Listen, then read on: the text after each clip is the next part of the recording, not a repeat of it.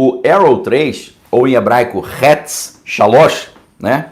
Que em hebraico 3 é Shalosh, né? Ahat, Stam, Shalosh, Arba, Hamesh, Shesh, Seva, Shimone, Tesha, Esser, né? Contei de 1 até 10 em hebraico. Então, o Hetz Shalosh, ou Arrow 3, Flecha 3, é um projétil antibalístico hipersônico exoatmosférico, financiado, desenvolvido e produzido em conjunto entre os Estados Unidos e Tel Aviv, tá? Realizado pela Israel Aerospace Industries e pela Boeing norte-americana, supervisionado pela ROMA, em hebraico, né, que é a rampa, né, do Sistema de Defesa lá da Terra Prometida, e pela Agência de Defesa de Projéteis dos Estados Unidos. A capacidade dele, então, é de fazer interceptações exoatmosféricas de projéteis balísticos durante a sua trajetória do voo espacial,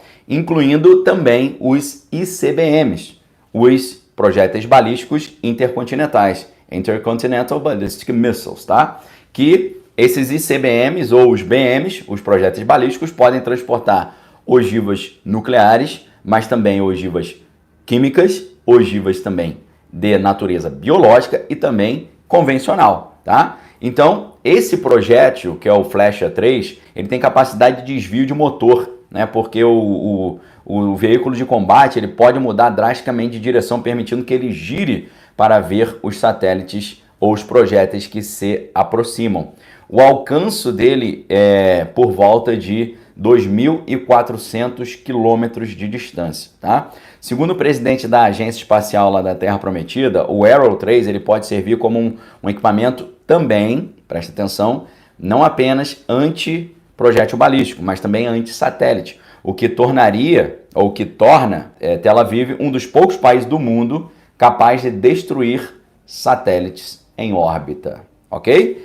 Então aqui eu estou explicando para vocês algo que dificilmente você vai ver explicado em outro lugar. Significa que foi a primeira vez que os iranianos lançaram projéteis e drones direto do seu território indo para a Terra Prometida. Aí você fala, ué Daniel, antes os iranianos estavam lançando os projéteis de onde? Eles estavam usando os seus proxies, como diz em inglês. Eles estavam utilizando os seus agentes por procuração. Como assim agentes por procuração? Usando os seus representantes. Quais representantes? O Raiz Bolado, os Jamais, os Houthis lá do Iêmen. Todo esse pessoal é patrocinado pelos iranianos. E além disso, por mais louco que isso possa parecer, eles acabam indiretamente sendo patrocinados pelos próprios Estados Unidos. Eu não sei se você lembra que antes daquela ofensiva do Jamais, no dia 7 de outubro, aquele negócio lamentável, triste, né, que aconteceu, os Estados Unidos, o governo Biden, liberou 6 bilhões de dólares para os iranianos. E no mesmo dia, o ex-presidente Trump, ele falou que esse tipo de liberação de dinheiro era uma loucura, porque seria utilizado para ofensivas contra Tel Aviv e contra os Estados Unidos também, ok? Então, algo assim insano. Insano para quem não conhece história. Eu sempre falo para vocês, quem não conhece história está fadado a repetir os erros do passado. Nós sabemos que quem ajudou a criar grande parte desses inimigos aí foram os próprios Estados Unidos. Primeiro, criando grupos ali paralelos para fazerem um serviço sujo para eles, através de uma espécie de conflito por procuração, quando em vez de você engajar diretamente no conflito, você contrata um serviço terceirizado. Os Estados Unidos fizeram isso, por exemplo, com os iraquianos contra os iranianos, no conflito entre os iranianos e os iraquianos.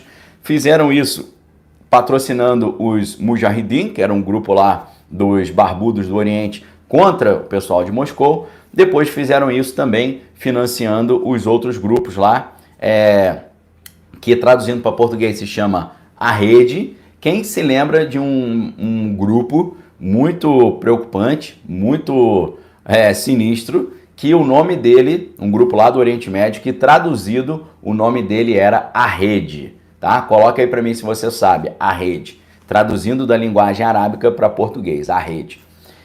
Os Estados Unidos ajudaram a financiar esse grupo, ajudaram a financiar esses novos grupos também, tá? Que estão todos por aí, todos eles, tá? Só para você ter uma ideia.